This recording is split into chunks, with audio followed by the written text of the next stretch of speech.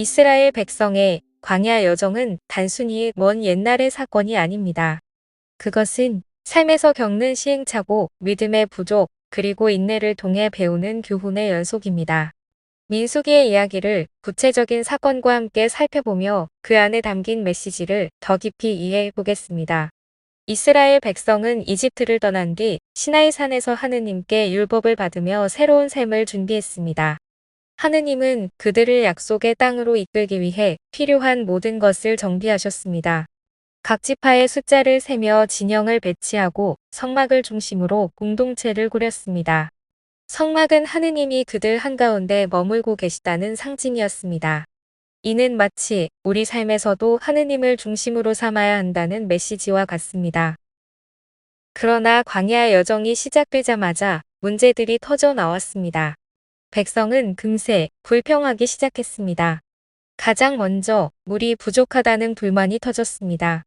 너는 지팡이를 집어들고 너의 형 아론과 함께 공동체를 불러 모아라. 그런 다음에 그들이 보는 앞에서 저 바위더러 물을 내라고 명령하여라. 이렇게 너는 바위에서 물이 나오게 하여 공동체와 그들의 가축이 마시게 하여라. 모세는 주님께서 명령하신 대로 주님 앞에 있는 지팡이를 집어들었다. 모세가 아론과 함께 공동체를 바위 앞에 불러 모은 다음 그들에게 말하였다. 이 반항자들아, 들어라. 우리가 이 바위에서 너희가 마실 물을 나오게 해주랴. 그러고 나서 모세가 손을 들어 지팡이로 그 바위를 2번 치자 많은 물이 터져 나왔다. 공동체와 그들의 가축이 물을 마셨다. 민수기 20장 8절에서 11절의 말씀입니다. 목이 마른 백성이 모세에게 불평하자 하느님께서 모세에게 바위를 치라고 명령하시고 바위에서 물이 솟아나 백성이 목을 축인 내용입니다. 그러나 이 기적적인 공급에도 불구하고 백성의 불평은 계속되었습니다. 이어지는 불만은 고기에 대한 그리움이었습니다. 하느님이 주신 만나로 배를 채우면서도 백성은 이집트에서 먹었던 고기를 그리워했습니다. 이에 하느님은 메추라기 떼를 보내 그들에게 고기를 배불리 먹게 하셨습니다. 하지만 불평으로 인해 그들은 질병에 걸려 죽는 일도 겪었습니다.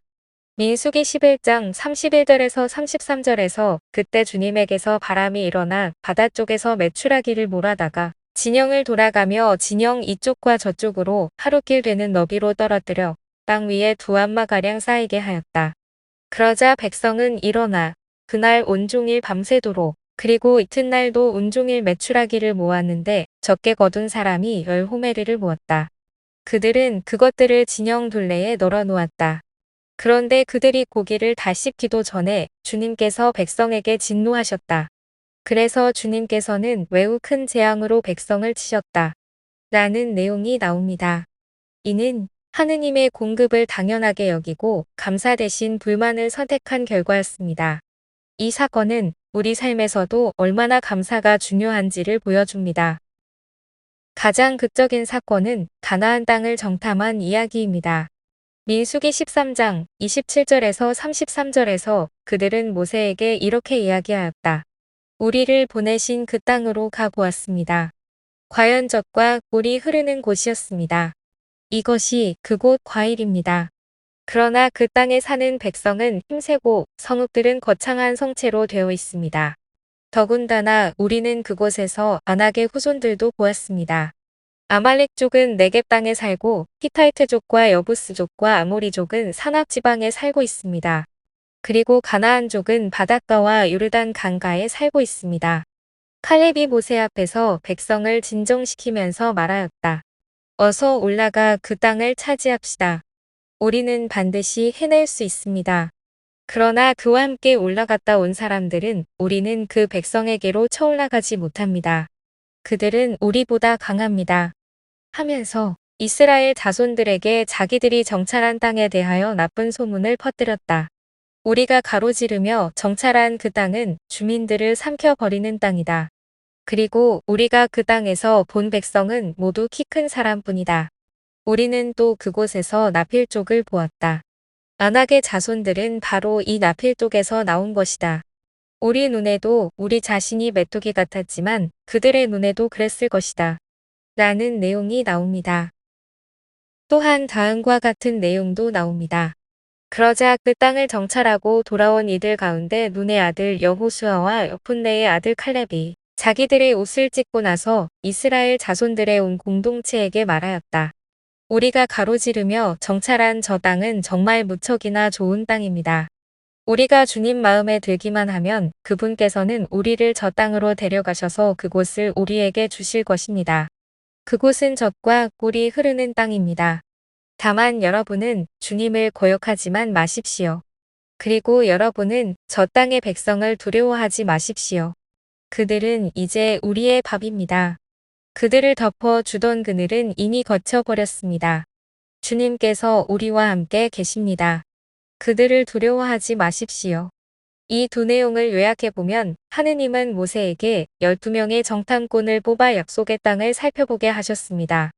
40일 후 돌아온 정탐꾼들은 그 땅이 젖과 꿀이 흐르는 땅임을 인정했지만 10명의 정탐꾼은 그곳 주민들은 거인 같고 우리는 그들 앞에서 메뚜기 같았다며 겁에 질렸습니다.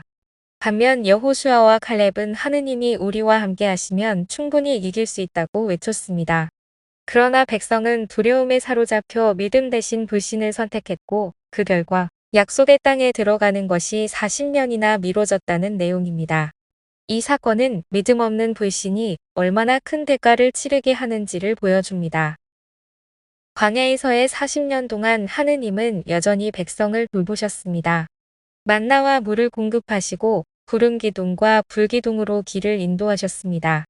그러나 백성은 계속해서 불평했고 그 불평은 여러 차례 재난을 불러왔습니다.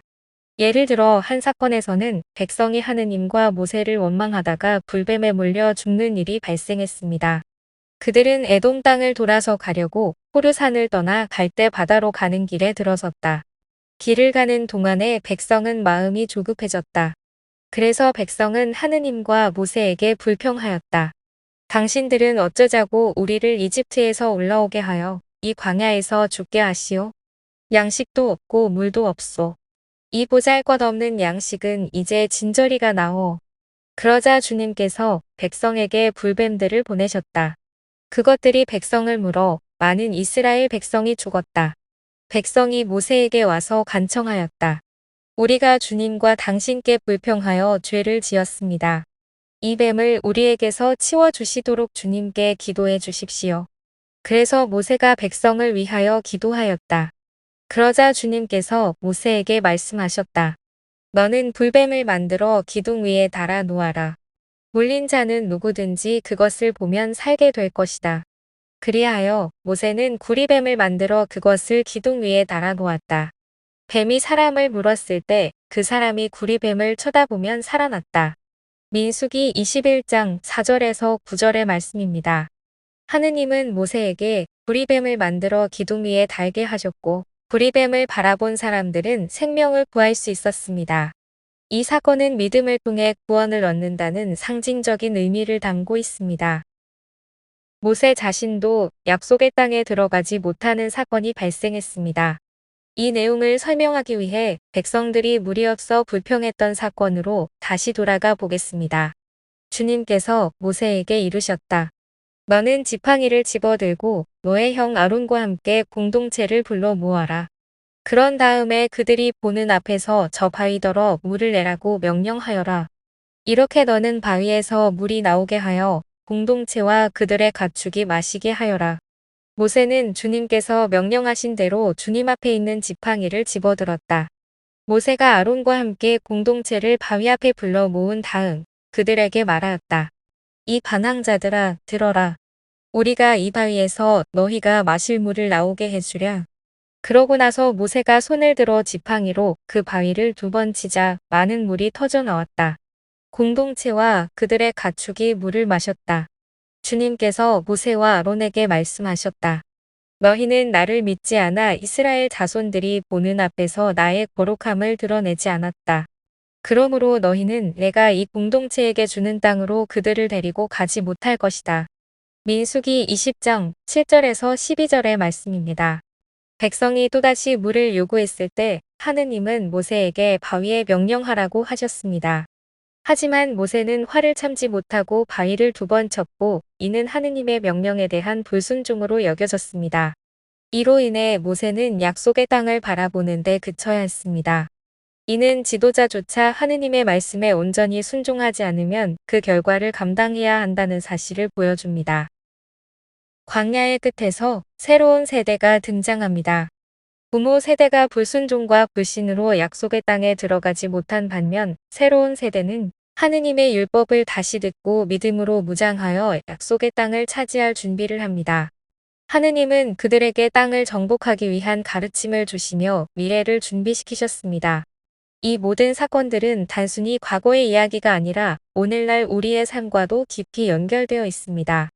우리의 삶에도 광야와 같은 시간이 있습니다. 목표는 보이지 않고 길은 막막하며 불평과 의심이 생길 때가 있습니다.